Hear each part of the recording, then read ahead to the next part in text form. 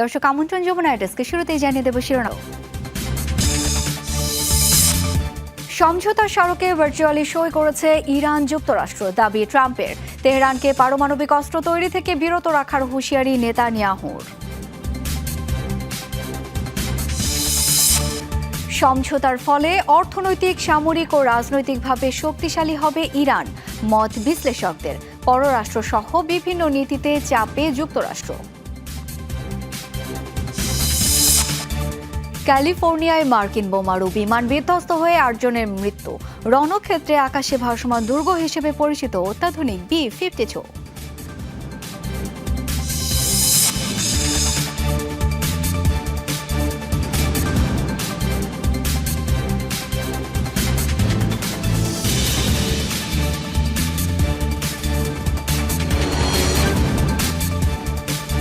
দর্শক আমন্ত্রণ যমুনা ডেস্কে শিরোনামগুলো দেখছিলেন। আন্তর্জাতিক সব শীর্ষ খবর নিয়ে আপনাদের সাথে আছি আমি শাওন দত্ত। জানাবো বিস্তারিত। ইরানের সাথে যুক্তরাষ্ট্রের সমঝোতা স্মারকে এরই মধ্যে ভার্চুয়ালি সই করেছে দুই পক্ষ। খুব শিগগিরই প্রকাশ করা হবে বিস্তারিত। এই তথ্য জানিয়েছেন মার্কিন প্রেসিডেন্ট ডোনাল্ড ট্রাম্প। দাবি করেন শুক্রবার নাগাদ পুরোপুরি খুলে যাবে হরমুজ প্রণালী। সোমবার G7 সম্মেলনে যোগ দিতে ফ্রান্সে পৌঁছানোর কিছুক্ষণ পরই এমন মন্তব্য করেন ডোনাল্ড ট্রাম্প। তবে চুক্তির বিষয়াদি ও শর্তগুলো ঠিক কবে প্রকাশ করা হবে তা নির্দিষ্ট করে জানাননি মার্কিন প্রেসিডেন্ট। সুইজারল্যান্ডের জেনেভায় শুক্রবার চুক্তিটির আনুষ্ঠানিক স্বাক্ষর অনুষ্ঠান হবার কথা রয়েছে। এদিকে যুক্তরাষ্ট্রের ভাইস প্রেসিডেন্ট JD ভ্যান্সও দাবি করেন চলতি সপ্তাহে প্রকাশ করা হবে ওয়াশিংটন তেহরান চুক্তির বিষয়বস্তু।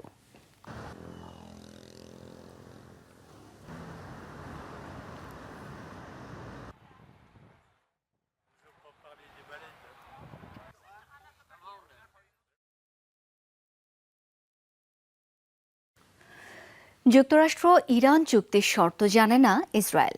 সমঝোতা নিশ্চিতের পর প্রতিক্রিয়ায় এমন মন্তব্য করেছেন ইসরায়েলি প্রধানমন্ত্রী বেনিয়ামিন নেতানিয়াহু। জানিয়েছেন হুমকি এখনো শেষ হয়নি, নিজেদের প্রতিরক্ষায় কাজ করে যাবেন তিনি। পারমাণবিক অস্ত্র অর্জন করতে দেবেন না ইরানকে। এমন সময় এই কড়া বার্তা দিলেন যখন ইরান যুদ্ধের ফলাফল নিয়ে নিজ দেশে বিরোধীদের তোপের মুখে নেতানিয়াহু। অভিযোগ, ট্রাম্পের চাপিয়ে দেয়া শর্ত মেনে নিজেকে ব্যর্থ নেতা প্রমাণ করেছেন ইসরায়েলি প্রধানমন্ত্রী। এমন সময় যুক্তরাষ্ট্র ইরান শান্তি চুক্তি হলো যখন রাজনৈতিকভাবে নিজ দেশে কঠিন সময় পার করছেন ইসরায়েলি প্রধানমন্ত্রী। বিরোধীদের দাবি, ইরানের বিরুদ্ধে যুদ্ধে ব্যর্থ হয়েছেন বেনিয়ামিন নেতানিয়াহু। ডোনাল্ড ট্রাম্পের শর্ত মেনে নিজের নেতৃত্বের ব্যর্থতাই স্পষ্ট করেছেন। ইরান ফ্রন্টে নেতানিয়াহুর কূটনৈতিক পরাজয়ের চেয়ে বড় পতন আগে হয়নি। একজন মার্কিন প্রেসিডেন্ট প্রকাশ্যে ইসরায়েলি প্রধানমন্ত্রীকে বলেছেন, আমি আপনার বস, যাই বলবো তাই করতে হবে। রাষ্ট্র হিসাবে ইসরায়েল যুদ্ধে জয়ী হলেও নেতানিয়াহু হেরে গেছেন। যুক্তরাষ্ট্র ইরান চুক্তির পর সোমবার প্রথমবারের মতো সংবাদ সম্মেলনে কথা বললেন বেনিয়ামিন নেতানিয়াহু। বিরোধীদের তোপের মুখে নিজের শক্ত অবস্থানের জানান দেন তিনি। দাবি করেন শান্তি চুক্তির শর্তাবলী জানেনই না। ইসরায়েলকে ধ্বংসের হাত থেকে রক্ষা করেছি, কিন্তু হুমকি এখনো শেষ হয়নি। সতর্ক থাকতে হবে। ইসরায়েলকে ঘিরে গভীর নিরাপত্তা বলয় করে তুলেছি। গাজা, লেবানন ও সিরিয়ায় তা করেছি। দেশকে রক্ষায় যতদিন প্রয়োজন এসব অঞ্চলে অবস্থান করব। যে কোনো মূল্যে তেহরানের পারমাণবিক অস্ত্র তৈরির চেষ্টা প্রতিহত করবেন বলে হুঁশিয়ারি দেন নেতানিয়াহু। দশকের পর দশক ইরানের পারমাণবিক অস্ত্র অর্জনের প্রচেষ্টার বিরুদ্ধে লড়াই করে আসছি। এটিকে নিজের জীবনের মিশনও বলতে পারি। কোনো চুক্তি থাকুক বা না থাকুক, ইরান পারমাণবিক অস্ত্র পাবে না। ট্রাম্পের সাথে সুসম্পর্ক থাকলেও দেশের নিরাপত্তার স্বার্থে আপোষ করবেন না বলে জানান নেতানিয়াহু। প্রেসিডেন্ট ট্রাম্প ও আমি বহু বছর একে অপরকে চিনি। অনেক বিষয়ে মতের মিল আছে, দ্বিমতও আছে। তবে ইসরায়েলের নিরাপত্তা স্বার্থ রক্ষার দায়িত্ব আমার, এবং আমি সে বিষয়ে আপোষহীন। যুক্তরাষ্ট্র ইরান চুক্তি মানতে বাধ্য নয় ইসরায়েল। নেতানিয়াহুর মন্ত্রিসভার সদস্যদের মুখে উঠে এসেছে এমন মন্তব্য। লেবাননের দক্ষিণ থেকে সেনা সরিয়ে নেওয়া হবে না বলে জানান ইসরায়েলি প্রধানমন্ত্রী কাজ। Dorothy Tasrin, Jamuna News. Iran যুক্তরাষ্ট্র যুদ্ধ এবং সমঝোতার ফলে কোন পক্ষ লাভবান হলো তাই নিয়ে চলছে নানামুখী বিশ্লেষণ, পর্যালোচনা।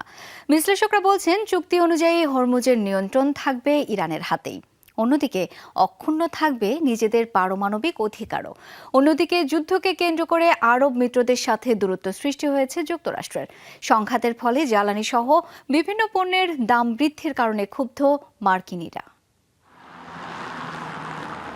ইরান যুক্তরাষ্ট্র সমঝোতার পর বিদ্যমান চুক্তির শর্তগুলো নিয়ে চলছে চুলচেরা বিশ্লেষণ। বিশ্লেষকরা বলছেন দুপক্ষ এখানে নিজেদের অবস্থান থেকে ছাড় দিয়েছে, সম্মত হয়েছে নির্দিষ্ট কাঠামোর মধ্যে কাজ করতে। যুদ্ধের কারণে ইরান তাদের শীর্ষ নেতৃবৃন্দ হারিয়েছে, অন্যদিকে কোণঠাসা অবস্থা থেকেও বের হতে চায় তেহরান।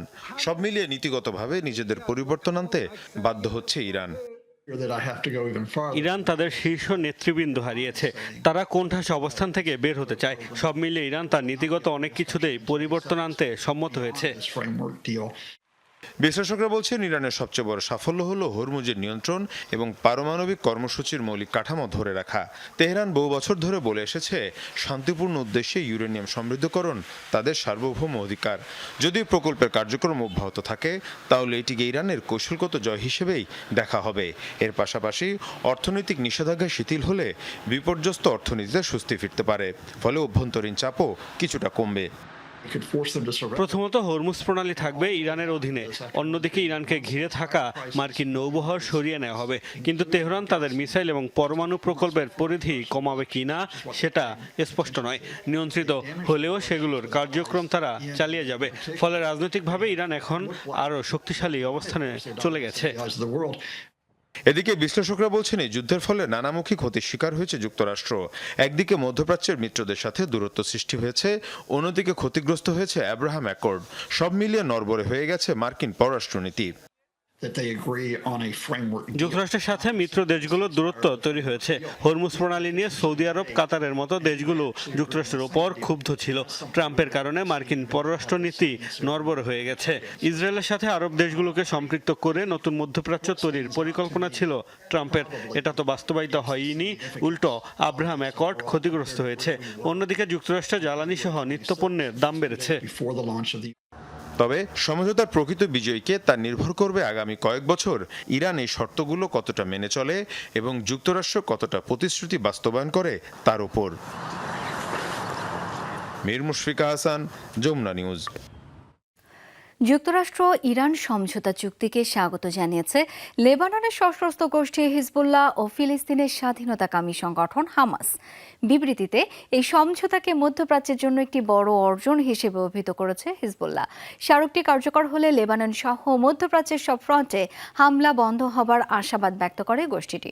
তবে আনুষ্ঠানিক ঘোষণা না আসা পর্যন্ত লেবাননের বাস্তুচ্যুতদের নিরাপদে অবস্থান করার পরামর্শ দিয়েছে হিজবুল্লাহ। এদিকে সোমবার এক বিবৃতিতে বাধা অতিক্রম করে দেশের সার্বভৌমত্ব রক্ষায় ইরানের ভূমিকার প্রশংসা করে ফিলিস্তিনের স্বাধীনতাকামী গোষ্ঠী হামাস চুক্তিটি বাস্তবায়নের মধ্য দিয়ে ফিরবে আঞ্চলিক স্থিতিশীলতা, যা ইতিবাচক প্রভাব ফেলবে মধ্যপ্রাচ্যের অন্য সব ইস্যুতে বলে আশাবাদ ব্যক্ত করে গোষ্ঠীটি। যুক্তরাষ্ট্র ইরান শান্তি চুক্তির কয়েক ঘন্টার মাথায় লেবাননে একাধিক হামলা চালিয়েছে ইসরায়েল। প্রাণ গেছে একজনের, আহত এক গণমাধ্যম কর্মী। সোমবার দেশটির দক্ষিণাঞ্চলে ড্রোন হামলা চালিয়েছে আইডিএফ। লেবানিজ সরকারি সংবাদ সংস্থা এনএনএ নিশ্চিত করেছে এই তথ্য। জানায় কাফায় একটি গাড়িকে লক্ষ্য করে ছোড়া হয় ড্রোন, প্রাণ হারান চালক, আরেক হামলায় আহত হন এক গণমাধ্যম কর্মী। যুক্তরাষ্ট্রের সাথে সমঝোতা চুক্তিতে ইরানের অন্যতম শর্ত লেবাননে হামলা বন্ধ। সমঝোতা স্মারকে সব ফ্রন্টে যুদ্ধ বন্ধের কথা জানানো হয়েছে বলে জানান মধ্যস্থতাকারী পাকিস্তানের প্রধানমন্ত্রী শেহবাজ শরীফ। যুক্তরাষ্ট্রের ক্যালিফোর্নিয়ায় বিধ্বস্ত হয়েছে একটি B-52 বোমারু বিমান। প্রাণ গেছে 8 জনের। এজর্ট বিমান ঘাঁটি থেকে উড্ডয়নের পরপরই মাটিতে আছড়ে পড়ে এটি।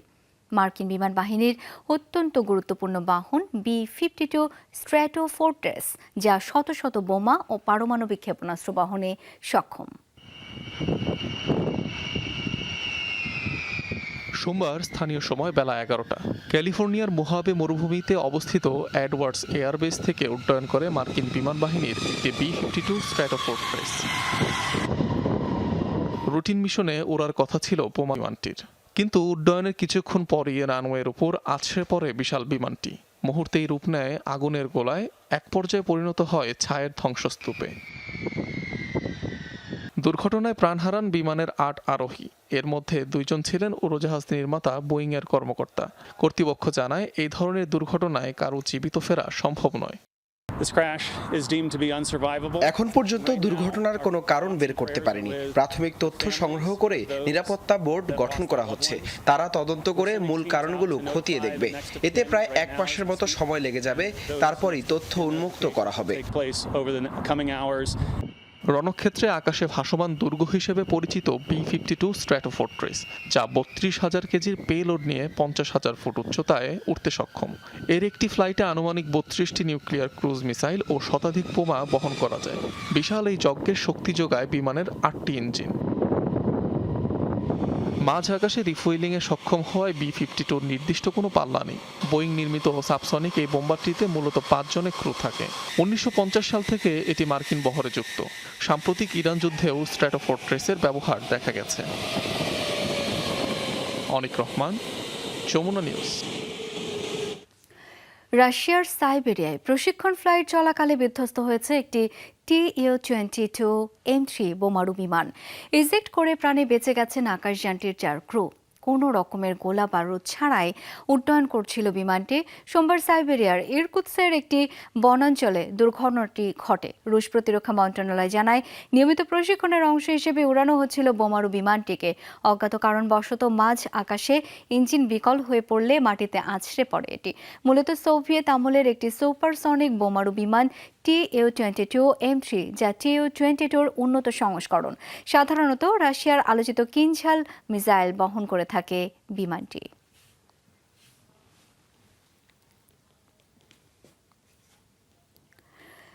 স্বর্ণখচিত ও বিশুদ্ধ রেশমের নতুন গিলাফে জড়ালো পবিত্র কাবা শরীফ। মঙ্গলবার আরবি নববর্ষের সূচনা লগ্নে পরিবর্তন করা হয় আল্লাহর ঘরের কেসোয়া। মোট 10 ধাপে দীর্ঘ সময় ধরে সম্পন্ন করা হয় এই প্রক্রিয়া। প্রতি বছরই নিয়ম মেনে পরিবর্তন হয়ে আসছে কাবা শরীফের গিলাফ। বছর 4 ধরে আরাফার দিনের পরিবর্তে হিজরি সনের প্রথম দিনে পাল্টানো হয় কেসোয়া। রীতি মেনে আবারও নতুন রূপে সাজলো আল্লাহর ঘর পবিত্র কাবা শরীফ। হিজরি নতুন বর্ষ 1448-এর সূচনা লগ্নেই পাল্টানো হয় কাবার গিলাফ। অংশ নেয় কারিগর ও প্রযুক্তিবিদদের বিশেষ একটি দল। এবার মোট 10 ধাপে পরিবর্তন করা হয় কিসওয়া নামে পরিচিত বিশেষ চাদর। প্রতি বছরই নিয়ম অনুযায়ী পাল্টানো হয় কাবার গিলাফ। আগে আরাফার দিন পরিবর্তনের রেওয়াজ থাকলেও বছর কয়েক ধরে তা পাল্টানো হচ্ছে মুহররম মাসের প্রথম দিনে।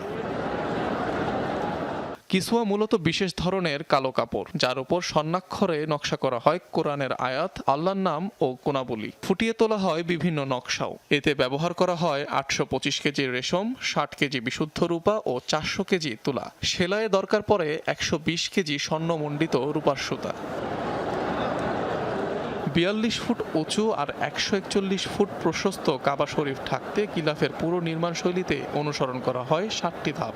47টি কাপড়ের টুকরাকে সেলাই করা হয় বিশেষ মেশিনে, যা কাবার দেয়ালে ঝোলানোর পর জোড়া দেয়া হয়। একটি কিসওয়ার ওজন 1400 কেজির মতো হতে পারে। পরিবর্তনের পর পুরনো গিলাফের বিভিন্ন অংশ মুসলিম দেশসহ বিভিন্ন জাদুঘরে উপহার হিসেবে পাঠায় সৌদি কর্তৃপক্ষ। অনিক রহমান, যমুনা নিউজ। ধর্ষণের মামলায় দোষী সাব্যস্ত হলেন নরওয়ের যুবরাজ মারিয়াস বর্গ হাইবি। তাকে 4 বছরের কারাদণ্ড দিয়েছে আদালত। 2টি ধর্ষণ সহ একাধিক গুরুতর অপরাধের অভিযোগ তোলা হয় দেশটির ক্রাউন প্রিন্সের সৎ ছেলে মারিয়াসের বিরুদ্ধে, যার সবকটি অস্বীকার করেন তিনি। অসুস্থতার অজুহাতে উপস্থিত ছিলেন না আদালতে। ভুক্তভোগী নারীদের প্রত্যেককে প্রায় $57,000 করে ক্ষতিপূরণ দেওয়ার নির্দেশ দিয়েছে আদালত।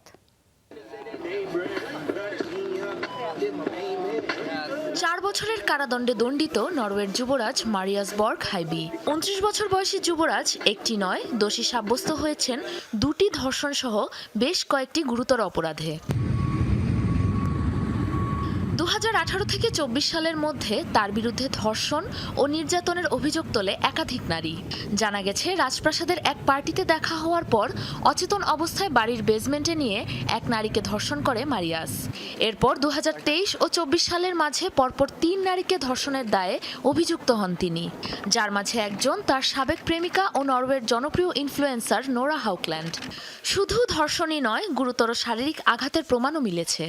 মূলত তার ফোনে ধারণকৃত ধারণকৃত ভিডিওর সূত্র ধরেই মামলা দায়ের করা হয়েছিল যুবরাজের বিরুদ্ধে। আদালতে সব অভিযোগই অস্বীকার করেন যুবরাজ মারিয়াস। মোট 4 জন নারীকে ধর্ষণ সহ বেশ কয়েকটি গুরুতর অভিযোগের ভিত্তিতে সোমবার তার বিরুদ্ধে রায় দেন 3 বিচারক। অবশ্য অসুস্থতার অজুহাতে আদালতে উপস্থিত হননি মারিয়াস, যোগ দেন ভিডিও কনফারেন্সের মাধ্যমে। যদিও 4টির মাঝে 2টি মামলাতেই খালাস পেয়েছে যুবরাজ। জামিনের আবেদন করলেও ভুক্তভোগী নারীদের নিরাপত্তা বিবেচনায় নাকচ করে দেয় আদালত।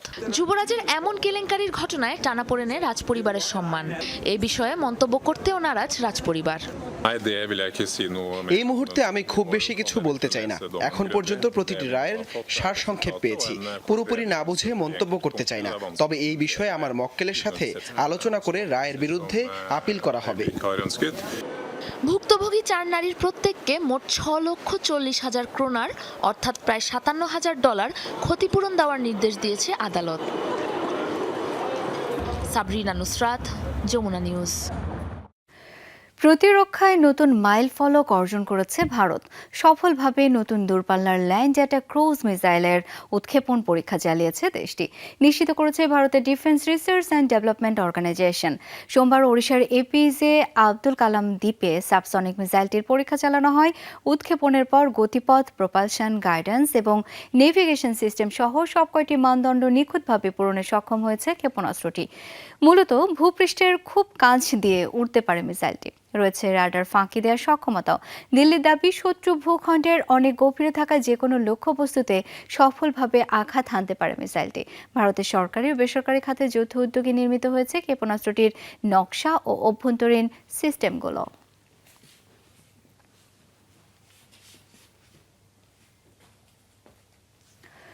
দীর্ঘ 11 ঘণ্টাব্যাপী জিজ্ঞাসাবাদের মুখোমুখি হলেন তৃণমূল কংগ্রেসের সাধারণ সম্পাদক ও পশ্চিমবঙ্গের সাবেক মুখ্যমন্ত্রী মমতা ব্যানার্জির ভাইপো অভিষেক ব্যানার্জি।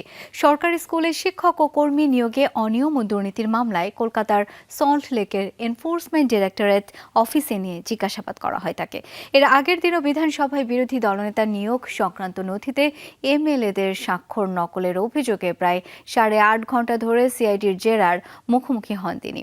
দীর্ঘ জেরা শেষে বেরিয়ে আসার পরপরই প্রতিদ্বন্দ্বী দল বিজেপির বিরুদ্ধে বেশ কিছু গুরুতর অভিযোগ তোলেন তিনি। ঘোষণা দেন কোনোভাবেই আত্মসমর্পণ করবেন না বিজেপির কাছে। ফ্রান্সে শুরু হয়েছে আন্তর্জাতিক অর্থনৈতিক ফোরাম G7-এর সম্মেলন। আলোচনা চলবে মধ্যপ্রাচ্য, রাশিয়া, ইউক্রেন ইস্যু সহ বিশ্ববাজারের চলমান পরিস্থিতি নিয়ে।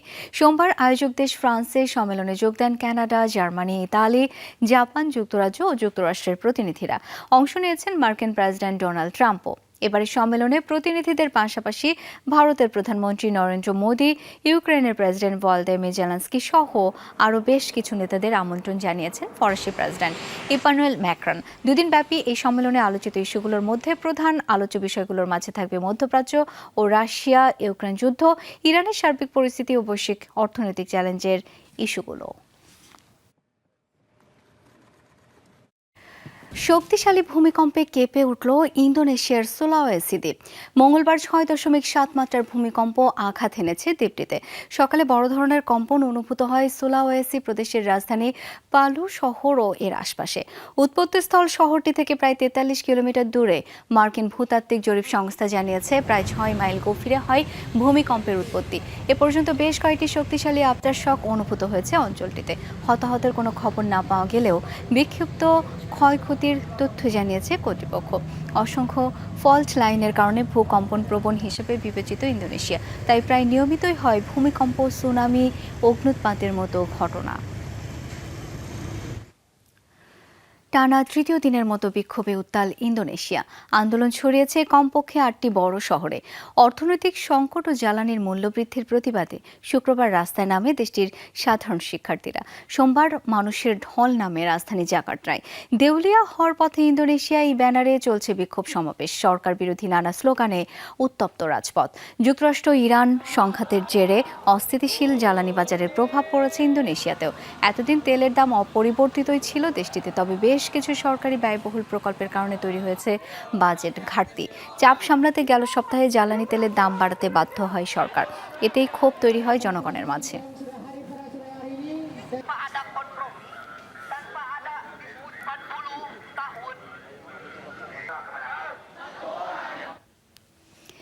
এবার যুক্তরাজ্যে ১৬ বছরের কম বয়সীদের জন্য নিষিদ্ধ হতে চলেছে ফেসবুক, টিকটক, ইনস্টাগ্রামের মতো সামাজিক যোগাযোগ মাধ্যম। শিশু কিশোরদের স্মার্টফোন আসক্তি এবং নিরাপত্তা বিবেচনায় আইন পাশ করেছে ব্রিটিশ সরকার। শিক্ষক, অভিভাবক ও তরুণদের মতামতের ভিত্তিতেই নেওয়া হয়েছে এই পদক্ষেপ। দ্রুতই আইনটি বাস্তবায়নের জন্য চলছে প্রস্তুতি। চলছে ক্লাসের বিরতি, তবুও মাঠে কিংবা লাইব্রেরিতে না গিয়ে শ্রেণীকক্ষে আছেন শিক্ষার্থীরা। সবার হাতে স্মার্টফোন, মজে আছে সামাজিক যোগাযোগ মাধ্যমে। ডিজিটাল দুনিয়ার এই আসক্তি থেকে ভবিষ্যৎ প্রজন্মকে বাঁচাতে কঠোর পদক্ষেপ নিতে যাচ্ছে যুক্তরাজ্য। ১৬ বছরের কম বয়সী কিশোর কিশোরীদের জন্য সোশ্যাল মিডিয়া বন্ধের ঘোষণা দিলেন প্রধানমন্ত্রী কিয়ার স্টারমার। আমাদের সন্তানদের ভবিষ্যৎ সুরক্ষায় এটি এক বড় পদক্ষেপ। আজ আমি ঘোষণা করছি ১৬ বছরের কম বয়সীদের জন্য যুক্তরাজ্যে সোশ্যাল মিডিয়া ব্যবহার সম্পূর্ণ নিষিদ্ধ করা হচ্ছে। এই নিষেধাজ্ঞার মধ্যে ফেসবুক, ইনস্টাগ্রাম, টিকটক সহ থাকছে আরও বেশ কয়েক ধরনের সোশ্যাল মিডিয়া। বাদ যাচ্ছে না অনলাইন গেম এবং লাইভ স্ট্রিমিং অ্যাপও। বাস্তব জীবনে আমরা কখনোই আমাদের সন্তানকে কোনো অপরিচিত মানুষের সাথে একা ছেড়ে দেই না, তাহলে অনলাইনে কেন দেব? তাই গেম ও লাইভ স্ট্রিমিং অ্যাপে অপরিচিতদের সাথে শিশুদের যোগাযোগের এই অনিয়ন্ত্রিত সুযোগ বন্ধ করতে চলেছি। আইন প্রণয়নের আগে শিক্ষক, অভিভাবক ও তরুণদের মতামত নেয় ব্রিটিশ সরকার। জরিপে দেখা যায় অংশ নেওয়া ৮৩% অভিভাবকই মনে করেন সোশ্যাল মিডিয়ার উপকারের চেয়ে ক্ষতি বেশি। প্রায় ৯০% অভিভাবকই ১৬ বছরের নিচে সোশ্যাল মিডিয়া ব্যবহারে সম্পূর্ণ নিষেধাজ্ঞার পক্ষে মত দেন। ১৬ বছর আগে আমার কোনো সোশ্যাল মিডিয়া ছিল না, তখন জীবনটা সত্যি অনেক সুন্দর ছিল। অনলাইনের কারণেই মূলত আমাদের মনে নানা রকমের হীনমন্যতা তৈরি হয়। তাই এত ছোট বয়সে শিশুদের এই জিনিসের কোনো প্রয়োজন আছে বলে আমি মনে করি না। চলতি বছরের শেষ নাগাদ এই সংক্রান্ত আইনি প্রক্রিয়া ও নীতিমালা চূড়ান্ত করার কথাও রয়েছে। ২০২৭ সাল থেকেই কার্যকর হতে পারে এই নিষেধাজ্ঞা। মাহমুদ সাকিব, যমুনা নিউজ। দর্শক, যমুনা ডেস্কে পর্যন্তই। ধন্যবাদ এতক্ষণ সাথে থাকার জন্য।